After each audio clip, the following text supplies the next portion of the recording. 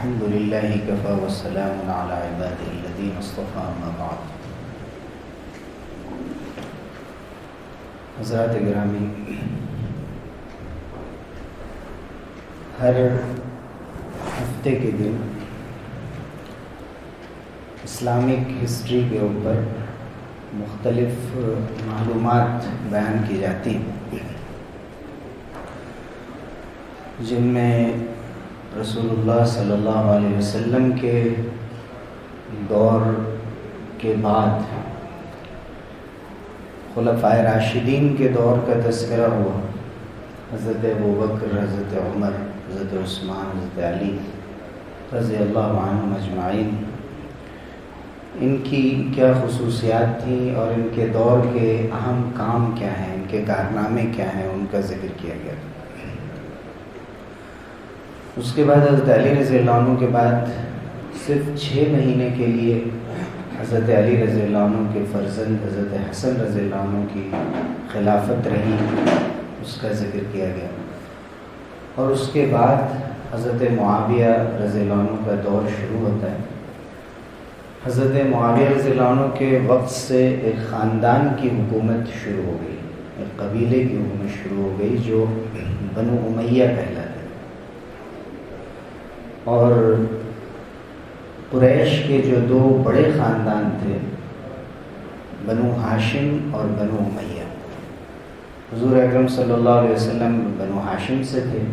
حضرت معاویہ رضی اللہ عنہ کے جو والد ابو سفیان تھے رضی اللہ عنہ، فتح مکہ کے موقع پر وہ بھی ایمان لے آئے تھے. تو یہ حضرات بنو امیہ سے تھے. تو حضرت معاویہ رضی اللہ عنہ کے دور سے اس خاندان کی حکومت کی بنیاد پڑی. تو میں نے ذکر کیا تھا کہ خلافت کا جو وہ طریقہ تھا کہ کوئی بھی حکمراں خود سے اپنے کو پیش نہیں کرتا تھا حکومت کے لیے، بلکہ لوگ اپنے بیچ میں سے جو سب سے زیادہ لائق ہوتا تھا اس کو چن کر خلیفہ بناتے تھے. حضرت معاویہ رضی اللہ عنہ نے خود سے یہ منصب قبول کیا تھا. اور حضرت علی رضی اللہ عنہ کے دور میں حضرت معاویہ کے ساتھ اور دوسرے لوگوں کے ساتھ 2-3 جو اہم ایسے واقعات پیش آئے کہ جن کی وجہ سے ایسا لگتا ہے کہ صحابہ کرام رضی اللہ عنہ اجمعین کے درمیان آپس میں اختلاف ہو رہا تھا. تو اس کے بارے میں ہمارا یہ عقیدہ ہونا چاہیے کہ یہ حق کا اختلاف تھا، اور دونوں میں سے ہر ایک گروہ اور پارٹی اور جماعت اپنے کو حق پر سمجھ رہی تھی. ویسے ہمارا عقیدہ ہے کہ حضرت علی رضی اللہ عنہ حق پر تھے اور صحیح پر تھے. حضرت معاویہ رضی اللہ عنہ سے اجتہادی طور پہ غلطی ہوئی تھی، یعنی انہوں نے جو بات سمجھی تھی اس میں کوئی اپنا غرض نہیں تھا، اسی کو وہ دین اور اسلام سمجھ رہے تھے اپنی تحقیق کے مطابق، لیکن حضرت علی رضی اللہ عنہ کو اس پر حق پر مانا گیا. لیکن یہ موضوع بہت ہی نازک ہے جس کو مشاجرات صحابہ کہا جاتا ہے، یعنی صحابہ کے آپس کے اختلافات. اس سلسلے میں اپنی زبان کو روک لینا اور مختصر معلومات کا ہو جانا کافی. حضرت معاویہ رضی اللہ عنہ کا جو دور ہے تقریباً ان کے حاکم بننے کے 20 سال بعد تک ان کا دور رہا. اور یہ دور میں نے پہلے بھی ذکر کیا تھا کہ اس اعتبار سے بہت اہم دور ہے کہ ان میں مسلمانوں کے جو آپس کے اختلافات تھے اور خانہ جنگی تھی ان میں بہت کمی آ گئی، اور ملک میں امن و امان قائم ہوا، پیس قائم ہوا. اس کے ساتھ ساتھ حضرت معاویہ رضی اللہ عنہ نے بحری بیڑے تیار کروائے، فلیٹ تیار کروائے، جس کے ذریعے سے اس سے پہلے جو جنگیں سمندری راستے سے نہیں ہوتی تھی حضرت معاویہ رضی اللہ عنہ کے ذریعے سے وہ شروع ہوئی، اور مسلمانوں نے اس میں بھی مہارت حاصل کی، بحری بیڑے تیار کروائے. انہوں نے ڈاک کا نظام جو پوسٹنگ سسٹم تھا اس کو بہتر سے بہتر بنایا. حضرت معاویہ رضی اللہ عنہ نے اپنے حلم اور تواضع سے، اپنی خاکساری اور عاجزی سے بہت سے ٹوٹے ہوئے لوگوں کو جوڑنے کی کوشش کی، اور ان کے دور میں دور دور تک اسلام پہنچ چکا تھا. خاص طور سے نارتھ افریقہ کے مختلف علاقوں میں اسلام پہنچ چکا تھا، یہ حضرت معاویہ رضی اللہ عنہ کا اہم کارنامہ تھا جو پچھلے سیشن میں ذکر کیا گیا. حضرت معاویہ رضی اللہ عنہ کے 20 سالہ دور حکومت کے بعد انہوں نے خود اپنے بیٹے یزید کو اپنی زندگی میں ہی خلیفہ نامزد کر دیا تھا کہ میرے بعد یہ حکمراں رہیں گے، یہ رولر رہیں گے مسلمانوں کے. اس کو بھی بنیادی طور پر حضرت معاویہ رضی اللہ عنہ کی غلطی قرار دیا جاتا ہے، اس لیے کہ اس سے پہلے مسلمانوں کو یہ معلوم ہی نہیں تھا کہ ایسا بھی ہو سکتا ہے کہ باپ اپنے بیٹے کو اپنی گدی پہ اور اپنی کرسی پہ بٹھا دے جبکہ اس سے زیادہ اہلیت رکھنے والے لوگ موجود ہوں، اس سے زیادہ قابل لوگ موجود ہوں. اس پر بہت اختلاف ہوا، اور اس موقع پر بھی جب حضرت معاویہ رضی اللہ عنہ کا انتقال ہوا، وہ اس موقع سے آپ آج کی اصطلاح میں اگر کہیں تو کراؤن پرنس تھے وہ، اور وہ جانشین ان کے نامزد ہو چکے تھے، جس کو ولی عہد کہا جاتا ہے آج کے دور میں شاہی نظام میں. تو ولی عہد ہو چکے تھے وہ. حضرت معاویہ رضی اللہ عنہ کا جب انتقال ہوا تو اس وقت یزید باضابطہ مسلمانوں کے حاکم اور خلیفہ ہو. پھر ایک بات یہاں یاد رکھنے کی ہے کہ حضرت عثمان رضی اللہ عنہ کے دور تک مسلمانوں کا جو دارالسلطنت تھا، جہاں سے حکومت ہو رہی تھی، جو مرکز تھا مسلمانوں کا، وہ مدینہ منورہ تھا. حضرت علی رضی اللہ عنہ کے دور میں کوفہ یعنی عراق کی سرزمین پہ آ گئے، اور حضرت معاویہ رضی اللہ عنہ پہلے سے ہی شام کے گورنر تھے. تو انہوں نے جب اپنا دور شروع کیا باضابطہ اپنی حکومت کا، تو وہ شام میں دمشق میں شروع کیا، ڈمسکس میں. تو یہ مسلمانوں کا تیسرا مرکز تھا، اور دمشق ایک بہت ہی قدیم تہذیبی شہر تھا. تو اگر ترتیب سے دیکھیں تو 4 خلفائے راشدین کے بعد حضرت حسن 5ویں نمبر پر، حضرت معاویہ 6 نمبر پر، اور یہ یزید جو ہے 7ویں نمبر پر مسلمانوں کے حکمراں بن کر سامنے آئے. اب جو یزید کا دور آتا ہے تو حضرت حسین رضی اللہ عنہ کا ذکر آتا ہے، اور کربلا کا ذکر آتا ہے، عبداللہ ابن زبیر رضی اللہ عنہ کا ذکر آتا ہے. اور یہ ہم محرم کے موقع سے جو ہم نے ریکارڈنگ کی تھی اور یوٹیوب پر یہاں کے بیانات اپلوڈ کیے جاتے ہیں، تو حضرت عبداللہ ابن زبیر رضی اللہ عنہ کا بھی الگ سے مستقل تذکرہ کیا، اور کربلا میں جو کچھ ہوا، یزید کی کیا غلطیاں تھیں، ان سب کا ذکر اس میں کیا گیا تھا. یزید کی جو بنیادی طور پر جس وجہ سے لوگ اس کو قبول کرنے کے لیے تیار نہیں تھے، کہ جو عام صحابہ تھے اور صحابہ کو جن لوگوں نے دیکھا تھا ان سے ملے تھے، جن کو تابعین کہتے ہیں، ان کا جو مقام تھا عبادت میں، اللہ سے تعلق میں، معاملات میں، وہ یزید کی زندگی میں وہ چیز کم تھی.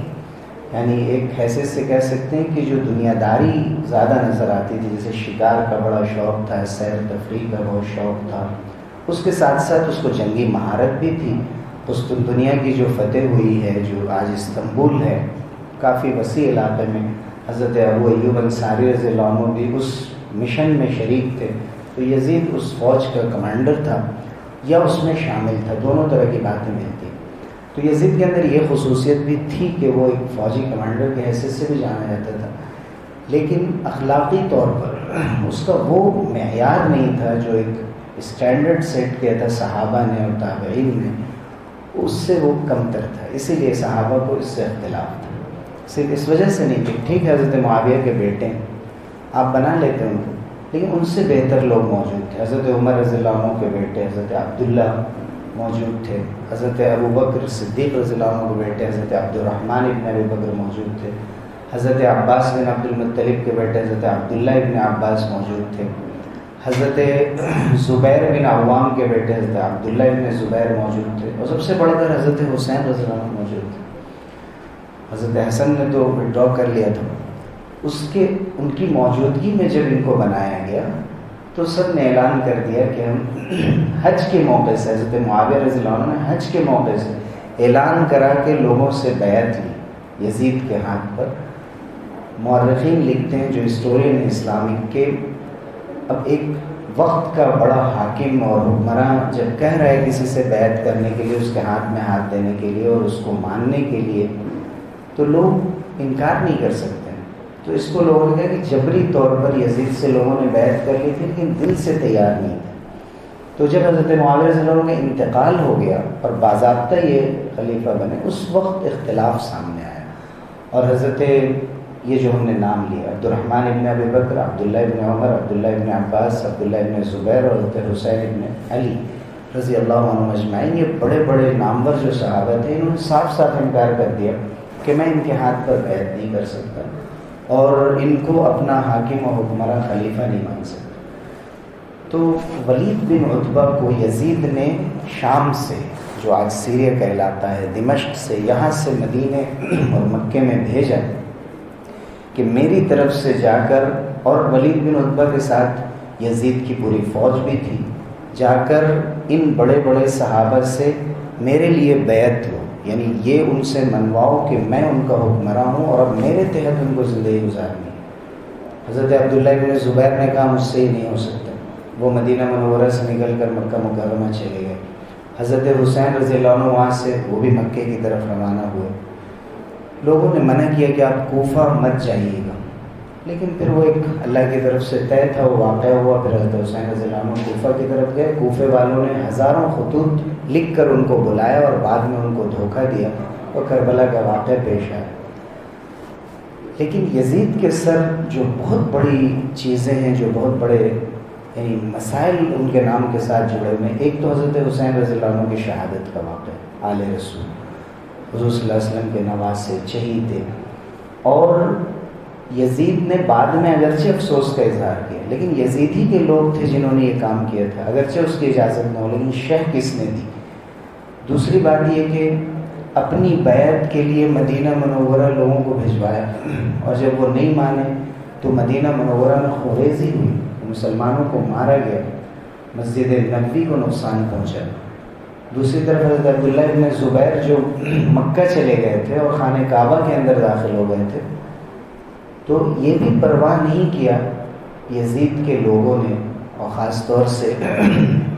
چند لوگوں کے اس میں نام آتے ہیں، اور تھوڑے بعد کے زمانے میں جو عبد الملک بن مروان کا زمانہ ہے، اس زمانے میں پھر بھیجا تھا انہوں نے حجاج بن یوسف ثقفی کو، تو ان لوگوں نے خانہ کعبہ کو بھی نقصان پہنچایا۔ تو یزید کے نام جو دو تین چیزیں ہیں، ان میں حضرت حسین رضی اللہ عنہ کی شہادت ہے اور حرمین شریفین کی عظمت کو بھی نقصان پہنچایا، اگرچہ وہ ڈائریکٹ وہاں پہ نہیں ہے لیکن ان کے لوگوں کے ذریعے سے۔ تو اس وجہ سے یہ پورے واقعے کو ذکر کرنے میں نے بتایا جیسا کہ ہم اس سے پہلے ذکر کر چکے ہیں، تو ہم آگے بڑھنے کی کوشش کریں گے تاکہ یہ دیکھیں کہ یزید کی غلطیوں کے ساتھ بھی کیا اس نے کچھ کیا۔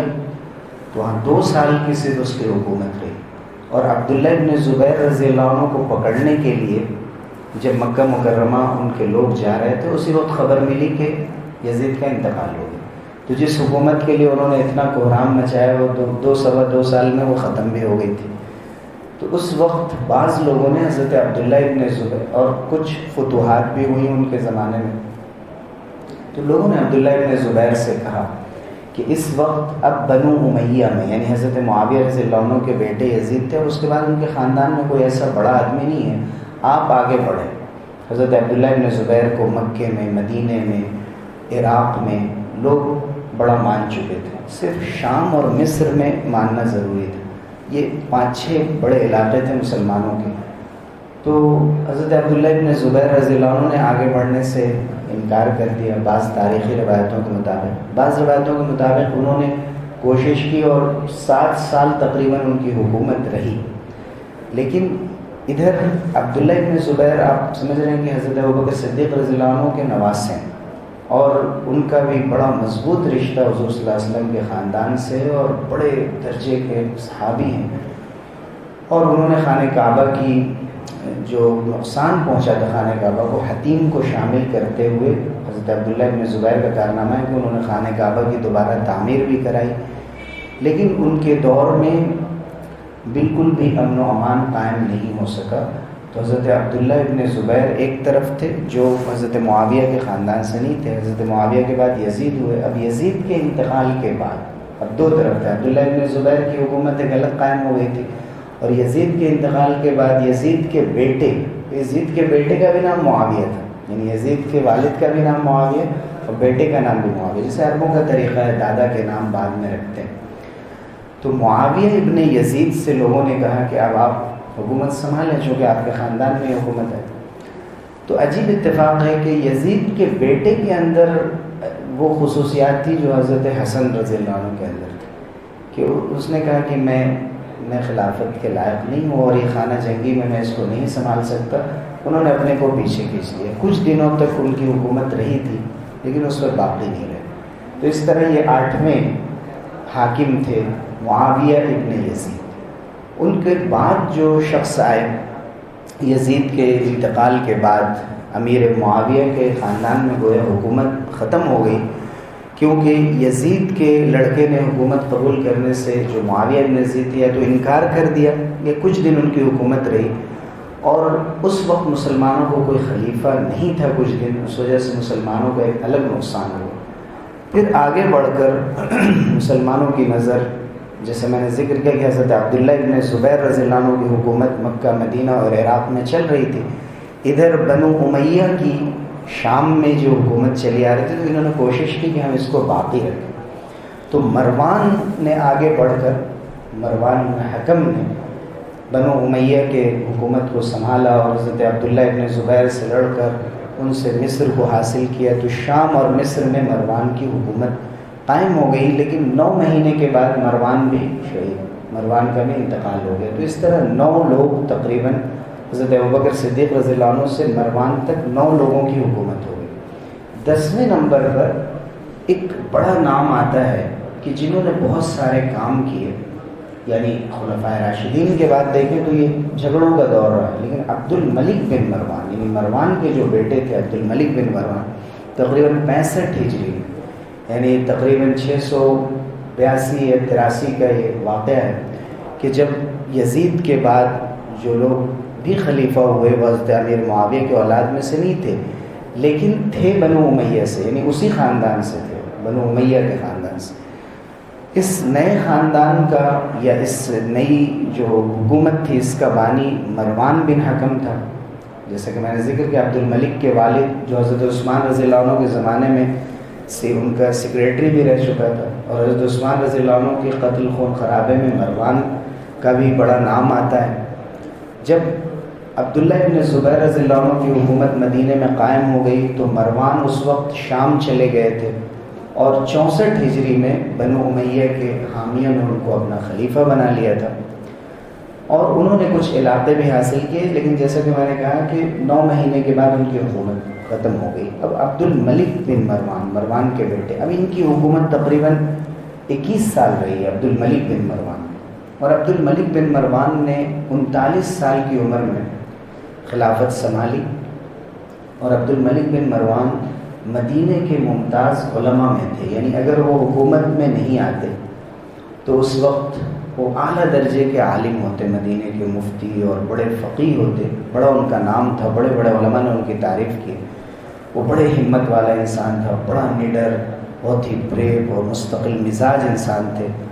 حضرت عبداللہ ابن زبیر رضی اللہ عنہ کو شکست دینے کے بعد وہ پوری اسلامی مملکت کے حکمراں بن گئے تھے. یعنی مکہ، مدینہ، بصرہ، کوفہ، شام، مصر، اس پورے علاقے کو 65 میں وہ حاکم بنے اور تقریباً سن 73 ہجری میں 5-7 سال کے بعد تک وہ پورا علاقہ انہوں نے عبداللہ ابن زبیر سے حاصل کر لیا چونکہ حضرت عبداللہ ابن زبیر حجاج کے ہاتھوں شہید ہو چکے تھے. اب اس کے بعد عبد الملک بن مروان کو بہت سی چیزوں کا سامنا ہوا. جیسے اس زمانے میں خوارج تھے جو حضرت عثمان رضی اللہ عنہ کے خلاف کھڑے ہو کر ان کو شہید کیا تھا. حضرت علی رضی اللہ عنہ کو شہید کرنے میں ان کا ہاتھ تھا. خروج کیا تھا، انہوں نے بغاوت کی تھی، ریبیلینس تھے. تو انہوں نے ان کو ان کا زور عبد الملک بن مروان نے اپنے تدبر سے اور غور و فکر اور اپنی سیاست سے، اپنی پالیسی سے اس کو توڑا. اس کے ساتھ ساتھ عبد الملک بن مروان نے یہ کیا کہ انہوں نے اور بھی جتنے قسم کے دشمن تھے ان سب کو ختم کرنے میں بنیادی کردار ادا کیا. پھر نارتھ افریقہ میں حضرت امیر معاویہ رضی اللہ عنہ کے زمانے میں جو کہ اسلامی خلافت کا جز بن چکا تھا، لیکن وہاں بربر قوم آباد تھی جو بہت ہی خطرناک قوم تھی. عبد الملک کے زمانے میں دوبارہ وہاں پر فتح کا کام ہوا اور ان کے جو کمانڈر ان چیف تھے حضرت موسیٰ ابن نصیر رضی اللہ عنہ تقریباً 79 ہجری میں شمالی افریقہ میں وہ حضرت ان کے عبد الملک بن مروان کے طرف سے گورنر مقرر کیے گئے، اور موسیٰ ابن نصیر نے نہ صرف جنگی کامیابی حاصل کی بلکہ دلوں کو بھی فتح کی، اور کثرت سے جو یہ جیسے تاتاری بعد میں عباسی دور میں بغداد میں بڑی تعداد میں مسلمان ہوئے، ویسے بربر قوم بھی اس موقع سے اسلام میں داخل ہوئی، اور تقریباً ان کے عہد میں پورے نارتھ افریقہ کے لوگ مسلمان ہو گئے۔ اور اسلامی خلافت کے لیے ایک بہت بڑی چیز تھی کہ پرامن طریقے سے لوگ اسلام میں داخل ہوئے، بحری فوج کو بھی ترقی ہوئی، تونسیہ میں پورا جہاز کا کارخانہ قائم کیا گیا۔ عبد الملک کے عہد میں ایک بڑا کام یہ ہوا کہ جو قبۃ الصخرہ ہے، یعنی بیت المقدس کی جو عمارت آپ دیکھتے ہیں وہ بہت بڑی عمارت ہے اور اس کا احاطہ بہت بڑا ہے، وہ جو خاص طور سے جو گنبد نظر آتا ہے پیلے رنگ کا، وہ صرف بیت المقدس نہیں، بیت المقدس کے احاطے میں وہ بھی ہے، لیکن بیت المقدس کی جو اصل عمارت ہے، جو اصل مسجد ہے، وہ دوسری۔ تو یہ جو قبہ ہے یہ بھی اسی نے یعنی عبد الملک بن مروان نے تعمیر کرایا تھا، اور اس کا یہ عقیدہ تھا مسلمانوں کا کہ یہیں سے اسی خاص جگہ سے حضور اکرم صلی اللہ علیہ وسلم کو آسمان کی طرف اٹھایا گیا تھا معراج کے سفر میں، تو اس لیے وہاں پر اس نے وہ قبہ تعمیر کیا۔ اور عبد الملک بن مروان نے پہلی مرتبہ دنیا کو یہ دکھایا کہ مسلمانوں کے پاس بہترین آرکیٹیکٹ موجود ہیں، اور فن تعمیر کا ایک خوبصورت نقشہ پیش کیا۔ اور عربی میں چٹان کو صخرہ کہا جاتا ہے اور قبہ گنبد کو کہا جاتا ہے، اس لیے اسے قبۃ الصخرہ کہا جانے لگا، جو ایک چٹان کے اوپر اس کو تعمیر کیا گیا تھا۔ اس کے ساتھ ساتھ دو تین اور وجہ سے عبد الملک بن مروان کا زمانہ بہت مشہور ہے۔ ایک تو انہوں نے یہ کیا کہ جہاں جہاں اسلام جاتا تھا تو وہاں کے آفیسز میں لوگ اپنے علاقائی زبان میں، پرشین زبان میں، رومن زبان میں یا قبطی زبان میں وہاں کی ساری کارروائی، دفتری کارروائیاں انجام دی جاتی تھی۔ عبد الملک بن مروان نے کہا جہاں جہاں اسلام داخل ہو وہاں عربی زبان جائے، تو عربی زبان کو انہوں نے آفیشیل لینگویج بنایا۔ عبد الملک بن مروان کا یہ بہت اہم کارنامہ تھا، اس کے ذریعے سے جو انٹیلیجنس کا نظام تھا وہ بھی مسلمانوں کا مضبوط ہوا، اور جو لوگ بھی سازشی تھے، منافقین تھے بیچ میں، دوسری زبانوں میں بات کر کے اور اپنی چیزیں پہنچاتے تھے، انہوں نے لازم کر دیا کہ ہمارے پاس جو چیز بھی آئے گی وہ عربی زبان میں آئے گی۔ تو عربی زبان کو فروغ حاصل ہوا اس کے ذریعے سے، جو لوگ مسلمان ہوتے تھے وہ ساتھ میں عربی بھی جانتے تھے۔ یہ بدقسمتی ہے مسلمانوں کی کہ بعد کے دور میں اس ملک میں یعنی ہندوستان میں، بھارت میں جب اسلام آیا تو یہاں بھی عرب تاجروں اور علماء وغیرہ کے ذریعے سے آئے، لیکن عربی زبان کو اس طرح فروغ حاصل نہیں ہو سکا، علاقائی زبان غالب نہیں، ورنہ دنیا میں جہاں کہیں بھی آپ دیکھیے جہاں بھی اسلام پہنچا وہاں اپنی عربی زبان کے ساتھ پہنچا تھا۔ تو عبد الملک بن مروان کا ایک بڑا کارنامہ۔ ایک آخری کارنامہ سے میں ذکر کر کے اپنی بات ختم کروں گا، وہ یہ ہے کہ انہوں نے اب تک جو سکے چلتے تھے، رومی اور پرشین اور دوسرے سکے، مسلمانوں کے درمیان جو کرنسی چلتی تھی، مسلمانوں کی اپنی کرنسی نہیں تھی۔ حضرت عمر رضی اللہ عنہ کے زمانے میں اس کی تھوڑی کوشش کی بھی گئی تھی، تو عبد الملک بن مروان نے باضابطہ منٹس قائم کیے، اس کے ٹکسالز بنائے جہاں باضابطہ سکے ڈھلتے تھے، دینار اور درہم، اور اس پر قل هو اللہ احد لکھوایا اور لا الہ الا اللہ لکھوایا، اور اس طرح سے مسلم مملکت میں ایک سکہ جاری ہوا۔ اور آپ جانتے ہیں کہ کرنسی کی کتنی اہمیت ہوتی ہے اپنے اقتصادی نظام کو مضبوط کرنے میں، اور آج ایک پیپر کرنسی کی وجہ سے دنیا جن مسائل سے دوچار ہے، جن لوگوں نے اس کو پڑھا وہ جانتے ہیں کہ اس سے کیا نقصانات ہیں۔ تو دینار اور درہم کے درمیان تقریباً 1 دینار 10 درہم کے برابر ہوتا تھا یا اس کے آس پاس، تو اس طرح یہ سکے کا رواج ہوا۔ اور اس کے علاوہ بھی عبد الملک بن مروان کے بہت سے کارنامے ہیں۔ میں چاہوں گا کہ آئندہ بھی عبد الملک بن مروان پر اور بھی ان کے کارناموں کا انشاءاللہ ذکر کریں، تاکہ ہمیں پتہ چلے کہ بالکل ابتدائی دور میں بھی مسلمانوں نے کیا کارنامے پیش کیے جن سے فائنینشیلی بھی مسلمان مضبوط ہوئے اور آگے بڑھے۔ اللہ تعالیٰ ہم سب لوگوں کے بیٹھنے کو قبول فرمائے اور ہمارے لیے اسلامی تاریخ کو سمجھنا آسان کریں۔ آمین وآخر دعوانا سبحان اللہ۔